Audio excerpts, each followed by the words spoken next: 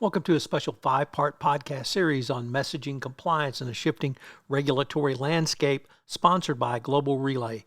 In this episode 1, we take a look at the U.S. regulatory environment. Hello, everyone. This is Tom Fox, back for another episode. And today I have with me Chip Jones, the Executive Vice President, Compliance and Business Development. Chip, first of all, welcome and thank you so much for taking the time to visit with me today. You're welcome, Tom. Thanks for having me. Chip, the reason I'm so intrigued about visiting with you on this podcast is best summed up in the title, The Future is Now, U.S. Regulatory Compliance. I've been in compliance a long time, and I can't recall a time where it's not that the regulations are unclear, but complying with those regulations is such a challenge, literally across every industry, across every vertical, across every horizontal. And so I thought this was a great way to introduce the topic of what's the concept of an illicit communication, or maybe flip it the other way. How do we know something is a safe harbored communication or one that is not? Tom, you're exactly right. It's an extremely interesting time for compliance in especially the financial services industry. And when you talk about illicit communications, that can take a number of forms. But one of the issues that has put a spotlight on communications, and we'll get to illicit communications here in just a second, but one of the big sort of spotlights that's been placed on financial services communications and electronic communications, the Securities and Exchange Commission enforcement actions against some of the largest investment banks. And those weren't so much for illicit communications per se, but they were off-channel communications. So they were communications that were strictly prohibited by these investment banks, being business communications conducted, when you say off-channel, being conducted through their personal devices, and whether that be their phones or their home computers or whatever the case may be, they were texting, using their personal email, and also using WhatsApp to communicate with clients or prospects regarding business at the investment bank. So that was strictly prohibited by these large investment banks, but yet there were individuals there at all levels, even those who had developed the policies at those investment banks, that were violating the very prohibitions that they had written and were supposedly helping to supervise. So that's what's really caused this spotlight. You also had a change in Washington every time when you move from one party to the next and you get a change over at the SEC with a new commissioner, you're going to get a different direction. And Chair Gensler has surely made it very clear how he feels about the books and records requirements of 17A4 and maintaining those electronic communications, those business communications that are required to be maintained under 17A4. So Chair Gensler has made it extremely clear. So that's been, when you ask what's caused this or what's going on, it's really that. It's the Chair Gensler coming in, sending his message about how regulators are going to take a look at this, and then also finding these large investment banks who were violating their own policies.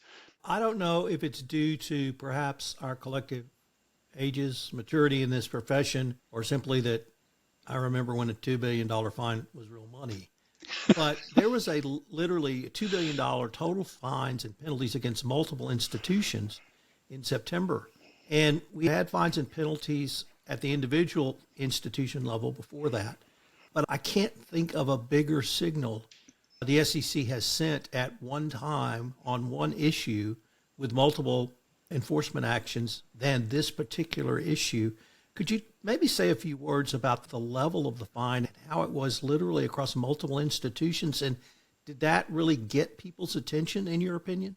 It absolutely has gotten the industry's attention. We here at Global Relay have received, as soon as the first settlement came out, there was one, a JP Morgan settlement that came out several months before the sort of collective settlement. They were all about 200 million per firm. But even these firms like a JP Morgan or a Bank of America or a Morgan Stanley, any of these very large firms, they're going to 200 million a piece. They're going to feel that. Their boards are going to pay attention to that activity, and they're going to ask, what happened here? Why did this happen to us? And you ask about the size of the fine, because I've been in this business on the financial securities regulation for 36 years now. So I've spent quite a few years in this business, and I've never seen fine activity like this. As I said earlier, this is Chair Gensler and the SEC sending a clear message that 1784 and books and records are important, and you're going to have to maintain those. Now, the fine of the settlement is really, in my mind, directed at the fact that there were, as I said earlier, there were strict prohibitions at these firms to not allow for off-channel communications on their personal devices. And yet, as I said, the individuals who wrote those policies and were supposed to be supervising those policies just completely ignored them and were communicating away with both internally with those internal and external to the firm. The settlements were basically twofold. One, they violated internal policies by communicating on their personal devices via off-channel communications. And two, when they did that, the communications weren't retained or supervised as required under the 34 Act under 17A4. So those were really the two huge violations. But I think more importantly, it was the fact that they strictly prohibited senior level people were violating this, and it was a blatant violation, if you will. Let me pick up on the two reasons or two bases for the enforcement actions: violation of books and records, and then second, the danger in off-channel communications. My sense is the SEC did not find these institutions simply because they violated their own books and records. They see a real danger with off-channel communications. It's something that they want to prohibit. Could you say a few words about what is some of the dangers of off-channel communications and what you think the SEC is trying to signal with the second part or second basis for these series of enforcement actions? 1784 requires that all business communications, whether they're electronic or written, be supervised. And so you have to retain those and they have to be supervised. And the reason for this is they want to make sure that there's not a rogue representative, if you will, out there, a financial advisor or a broker-dealer representative who's out there pushing investments or churning investments or selling unsuitable investments. And so there are numerous policies that can be applied. Global Relay is one of the leading, if not the leading provider of electronic communications capture and supervision within the financial services industry. And firms use tools like Global Relay to monitor their communications to make sure that there's nothing, as you call it, illicit going on. And that's really the reason for this. And the reason that the SEC finds this so important is it's one way to early on, if you will, detect an individual who may be going off the rails somewhere and defrauding an elderly investor, if you will, or setting up some sort of a Ponzi scheme. These things there's certain, when you look through the communications, then you can detect if these types of activities are occurring. And that's the reason that it's written into 17A4 that the financial services industry has to monitor and supervise these communications. Now, what happens is if you take them off of a channel that's being supervised, then that becomes even more worrisome, if you will, because of that very fact that they're not being supervised. So we even have a policy here at Global Relay, which is compliant. It's a compliance avoidance policy, which means we monitor our clients' emails for phrases and words like "see my text of May 5th," or "look at the WhatsApp message that I sent you back on May 3rd."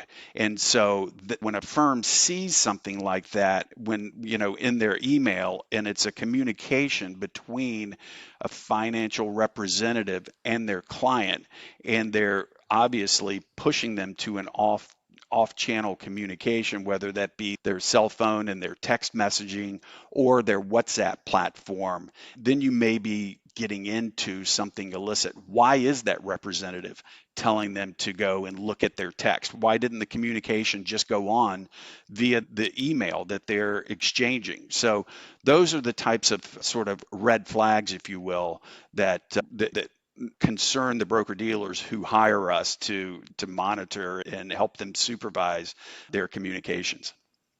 Chip, my sense is enforcement actions from the SEC, if it's a new area or an area where the SEC wants to make a statement, they will begin with the financial institutions or the institutions themselves.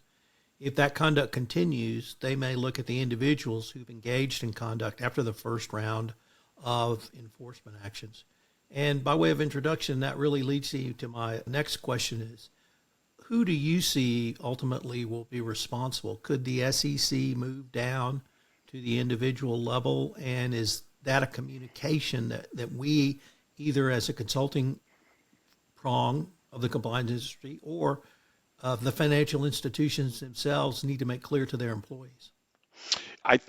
Tom, I think you're dead on. I think you will see this move down to individuals. In fact, I've read where some of these investment banks aren't paying out certain bonuses, if you will, for individuals who were included in these settlements or who had off-channel activity. So they've sent the message that, hey, listen, if you're going to violate this, then we're going to take action against you.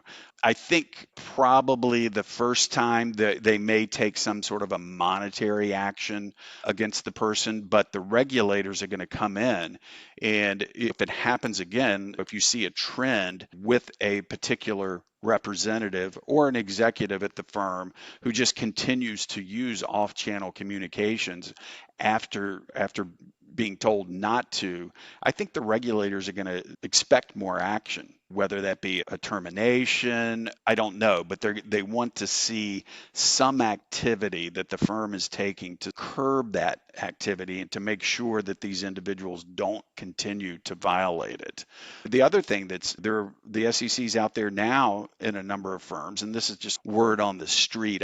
Because I work for an archiving vendor, so I don't have personal knowledge of this, but the word on the street is that the SEC is out there now and they're even issuing subpoenas for the personal phones of executives at some of these large financial institutions to take a look at what's on those phones to make sure that there aren't off-channel communications occurring.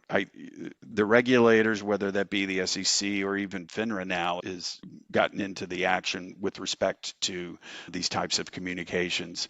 They want to see that the firms are taking this seriously and that they're supervising these individuals the way that they should be. Chip, unfortunately, we are near the end of our time. I hope our listeners will join us for our next episode where we pose the question, is business innovation being stifled by regulatory action? But Chip, before we leave, I wanted to ask you if our listeners wanted any more information on yourself, Global Relay, or any of the topics we've touched on in this podcast, what would be the best place for them to go? Tom, thanks so much for having me today. And please, if you have any questions, go to globalrelay.com. You can set up a demo there. You can learn more about our products on our website, and it's a great source of information. This is Tom Vox again. I hope you will join us again tomorrow for another episode in this special 5-part series. For more information about our sponsor or any of the topics we touched on today, go to www.globalrelay.com. This special 5-part podcast series on messaging compliance in a shifting regulatory landscape has been a production of the Compliance Podcast Network.